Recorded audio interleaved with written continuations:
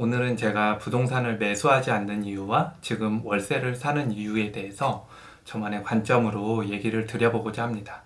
일단은 제가 부동산 전문가는 아니지만 여러분들이 조금이나마 매수와 매도하는 데 있어서 도움이 되었으면 좋겠고, 또 반대로 너무 저의 말을 전적으로 신뢰하시기보다는 이런 의견도 있구나 정도로 참고해 주셨으면 좋겠어요. 일단 저 같은 경우는 작년 3월에 부동산을 팔았었는데, 그때 이제 팔았던 이유는 코로나가 너무 이제 심해지고, 그리고 주식시장이 막 무너지는 게 보이면서 이러다 진짜 대공황으로 가는 거 아닌가 했던 그런 두려움과, 그리고 유튜브를 통해서 많은 분들이 집값도 붕괴되고 뭐 주식도 붕괴되고 이거 대공황이다 이런 영상을 굉장히 많이 접했던 것 같아요. 그러니까 심리적으로 두려워서 지금이라도 빨리 팔아야 돼 라고 생각해서 정말 이틀 고민하고 그 다음날 바로 이제 부동산에 매물을 내놓고, 그리고 그 다음날에 집이 계약이 됐었던 그런 경험이 있습니다.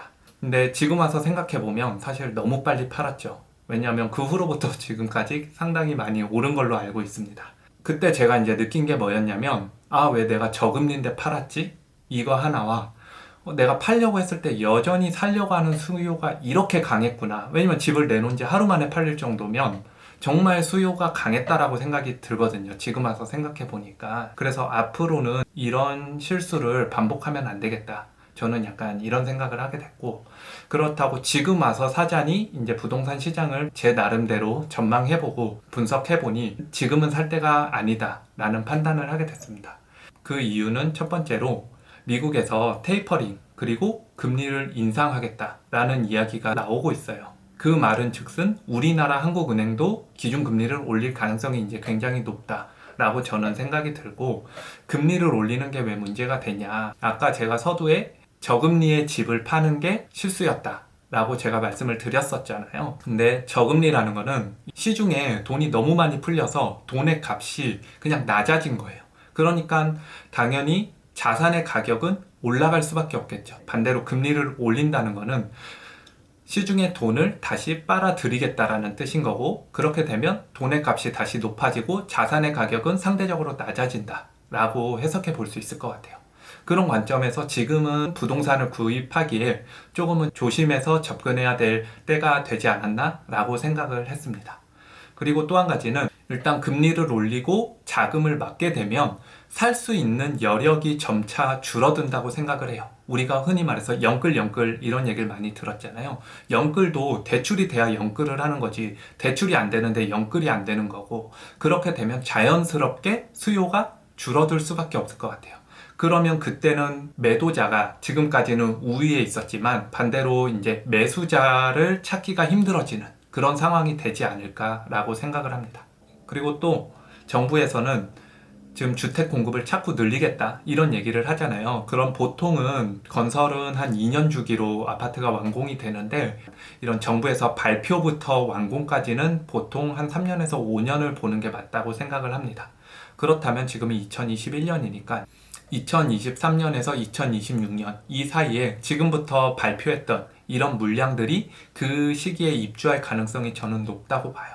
그러면은 안 그래도 금리가 높은 상황에서 공급이 쏟아지면 또 한 번 집을 팔려는 사람과 집을 사려는 사람의 수요 공급이 맞지 않아서 결국은 집을 살려는 사람을 조금 더 찾기 어려워지지 않을까라고 생각을 하고 있습니다. 그렇게 되면 당연히 금액은 좀 떨어지겠죠. 그래서 제가 보는 관점에서는 굳이 지금 무리해서 집을 살 필요가 없다. 저는 이렇게 생각을 하고 있어요. 물론 뭐 저의 생각에 반대되는 의견도 있고 하겠지만 저의 경우는 그렇게 생각을 하고 있습니다. 그리고 집이라는 자산은 좀 특수한 게 오늘 샀다 내일 팔 수 있는 자산이 아니라고 생각을 해요. 최소 2년에서 4년은 보유한다고 가정을 했을 때, 내가 지금 샀을 때 당장 내년까지는 오를 가능성이 있지만 그 후에 빠진다면 결국 샀을 때 가격이 될 가능성도 충분히 염두에 둬야 한다. 그럼 그 안에 발생했던 이자, 뭐 세금 이런 것들은 어떻게 보상을 받을 방법이 없기 때문에 조금 더 신중히 접근해야 되지 않을까라고 생각을 하고 있습니다.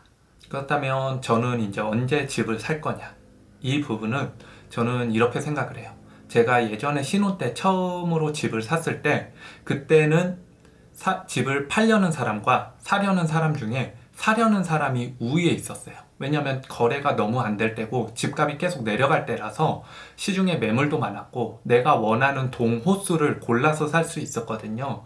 그리고 원래 시장에 내놨던 가격보다 실제 계약할 때 몇천만 원을 더 싸게 구매했던 경험이 있습니다.